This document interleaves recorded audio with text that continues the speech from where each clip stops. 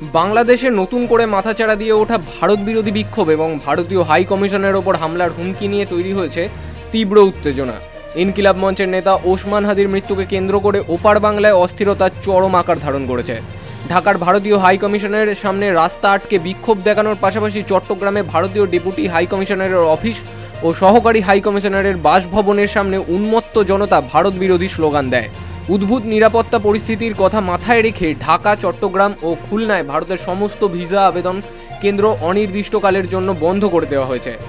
ভারত সরকার এই পুরো পরিস্থিতির ওপর কড়া নজর রাখছে। ভারতীয় আধিকারিকদের নিরাপত্তা নিশ্চিত করতে নয়াদিল্লি ইতিমধ্যেই বাংলাদেশ হাই কমিশনারকে তলব করে কড়া বার্তা দিয়েছে।